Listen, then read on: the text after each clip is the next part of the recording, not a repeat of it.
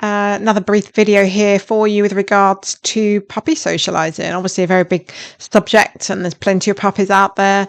So, I would say that probably a well socialized puppy is a much better chance of growing into, a confident and relaxed adult dog. So, socializing means exposure to everything. I mean, we're going to look to help a puppy or adult dog cope with everything that we ask of them in our society. Outside, there are lots of sights, sounds, smells, people, dogs, animals, different environments. I mean, everybody has their own personal situation as well. So you may have things very relevant to your lifestyle, which will be important for your puppy to be able to cope with as they grow up into an adult dog. So, it's a broad range. It's a big spectrum. It's literally exposing that dog to as much as we possibly can, because bringing an animal like, a dog into our lifestyle, we've got to teach them to cope. We've got to help them to cope with it, basically. So a lot of people do want to bring dogs to puppy training classes for the purpose of socializing. But really, I mean, I think unless you're going to a specific puppy play group type session, i.e. the whole point of it is just to socialize, then really you're looking for a good group training course which will offer much more value than that. I mean, from my perspective, the work around distraction that the courses I try to incorporate into all my courses is massive. It's to help owners learn how to manage their puppies and their adult dogs actually around high level distractions such as other dogs. So not only are they there to kind of learn training and communication techniques and obviously there is some socializing going on as well.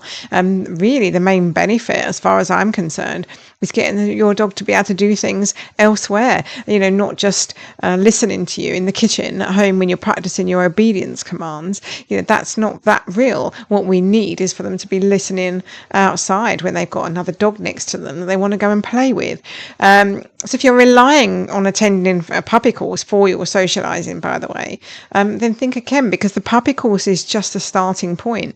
Really, it's helpful, but you're there once a week. What you need to do from a socializing perspective is you need to get out and about and start incorporating as much as you possibly can in short and successful bursts into your puppy's lifestyle. Okay, so why socializing matters then? I mean, every time you take your puppy out, they're generally experiencing, something different. Is something new out there, different sights, sounds, smells, and every walk will incorporate a change. So really, I do think that we want to try and socialize as much as we possibly can. And just remember, socializing isn't just about meeting other dogs. It's literally exposure to everything in our life that you're going to want them to be able to cope with.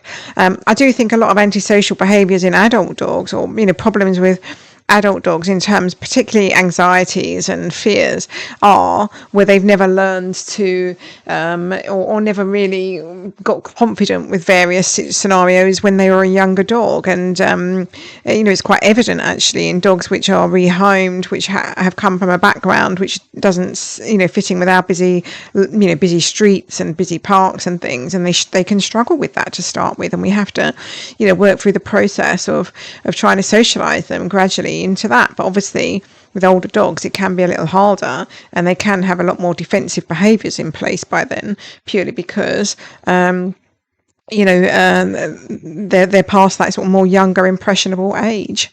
But look, I mean, the first year really is going to build confidence with them. So, you want to try and do as much as you possibly can. I do think all socializing and all training is an ongoing thing. But, obviously as the dogs get older, you're not going to have to be doing that much more with them.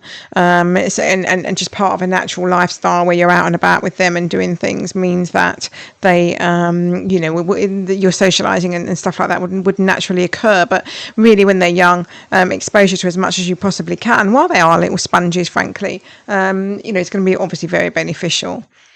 Puppy school is really great. I mean, we can help with good supportive puppy courses, but just do remember, whatever you learn, you've got to put it into practice in the real world. I mean, I mentioned earlier, people do a lot of practice at home, but in all honesty, I would say that, you can do practice at home and teach the dogs things. It's great because there is no distraction there and you can get them understanding what you want, but that's not that valuable after that, to be fair.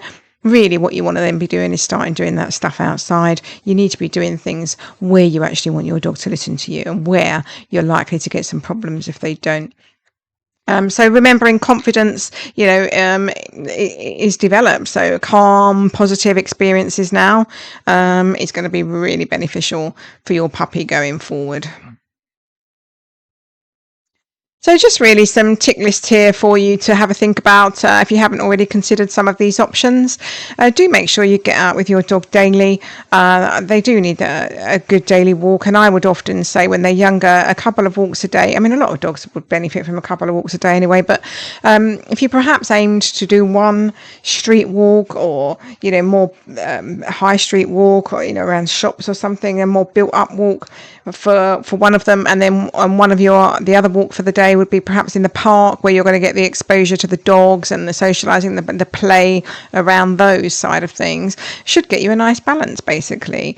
If you did kind of a walk on that basis, then we're going to get the traffic practice and everything, different people practice, everything along those lines, and perhaps once a week, heading off to somewhere a little bit different. Visiting different parks, so don't just go to the same park every week. I mean, normally when you first take a puppy out, perhaps the first couple of weeks or so, you might be a bit more inclined to do that. But really, the bigger you make your dog's world, the better behaved they'll be. The more exposure you give them, then the more they're going to be relaxed against potential challenges or threats that come their way, because you've given them the chance to deal with, to process things outside. All right, and also things make them jump, or things are suddenly happen out there when you're out a lot. Then things like that will just naturally make your dog a little more resilient to new challenges that might come their way going forwards in the future. So think about going on the buses, the trains, different car rides, get out and about as much as you can to experience those things, and think about what's normal for your puppy. So with regards to visitors to the home, try and get people around who don't look like you. And again, out and about, you will be able to get the exposure to this. But remember, everything for your puppy that's normal is you and what you're providing them for. Now, a lot of people do report perhaps when they have like a tradesman come into their home, like an electrician or a gas man or something, to do some work. It can freak the dog out, because one, it's someone strange coming in, but, they could be looking a bit different, something they've not seen before. They could be wearing a cap. They could have a beard that you don't have, and so therefore that's not normal. So, do try and get all your friends and family of different ages, shapes, sizes and whatnot around to the house, and get your puppy mingling with them and realising that people are different, and that's okay. Walking in the dark is another one. A lot of younger dogs don't do too well in the dark because obviously vision is poor. So building confidence in that sort of situation is useful. And also when you're out in the parks, do make sure you meet a new dog every day. So meeting new dogs daily out there, different shapes, sizes, to sniff or say hello or to have a proper play with. But really, if you hit that target, or that amount through the week, then you shouldn't really have any problems with that going forwards. Hitting the shops, so busy high streets will bring definitely lots of new sights and sounds, and as I said, lots of movement, different activity there, which will be strange. Actually, a lot of places will let you take them, I mean, not a lot, it depends where you are in the country as well, but different shops. I was down in Devon recently, and you could take the dogs in every shop you went in because it's a very holiday place, whereas where I live, that's not they're not so keen.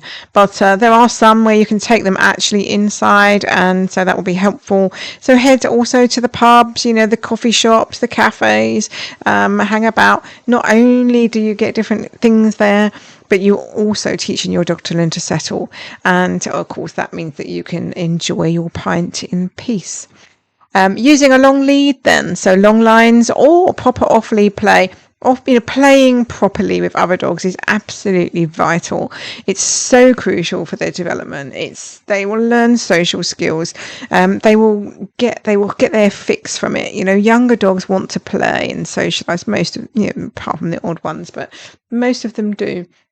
And I tell you, a big problem with this is that when people have a young dog that is very overexcited around others, they don't get to play with them because the owner says they're too boisterous, or they're trying to get their dog calm around other dogs because they, want to allow them to meet them. But you end up going in a bit of a vicious circle. A lot of them would be a lot better behaved and a lot calmer around other dogs if you meet that need of getting them to actually play with other dogs. So when they do that, they can then start to take or leave them. But if we're restricting them too much and holding them back too much, then what happens is they crave. And when they crave it, then they're going to be desperately trying to get it. That's what produces your, overexcited behavior. So, to meet this need, particularly if you have a lively puppy that wants to play, you need to go to the parks where you're going to get a much greater chance of coming across other suitable dogs for them to play with. Also have a think then about some different textures, new challenges that you can get them to do, different surfaces they can walk on, perhaps walking through the stream or what have you. But again, don't just avoid things. Try and expose to things, because that will actually be massive confidence build for your puppy going forward. So of course then going at a puppy's pace is always recommended. Always leave on a high here. So basically aiming to leave every place when it's going well. I actually say this in all training.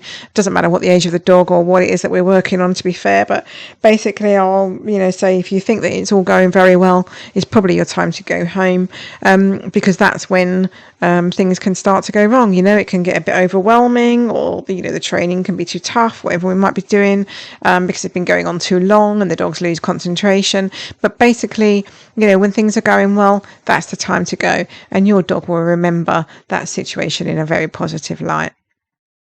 So here we can follow their lead again. Some more anxious dogs, and the temperament will determine what they're going to be able to cope with and what they're up for. So again, watch the dogs. We have to kind of just assess each one and give them what they can cope with. But also, don't hang back too much. If you kind of, they don't like this and they don't like that, you're going to kind of stay a little bit stuck. We do want to push a little bit, but obviously we don't want to push so that our dog is finding things really stressful. So giving your puppy a chance to look and process and then move on. So this is something people often don't do enough of. I think it's literally getting the dogs to have a chance to look at things. People go for a walk and they're like, okay, we're going to walk the dog. So they're going to walk the dog and they're going to keep moving. And if the dog stops to have a look at something, particularly obviously again when they're young, when they need to look at it and process it, they're trying to encourage them to move, and they're bringing treats out their pockets to try and get them going. And actually what they need is just time. They need time outside just to sit and observe. So remember to chill and relax, and envisage a part of your walk being just hanging around and sitting on the bench and letting your dog just have a little look around and work out for themselves that everything out there is okay.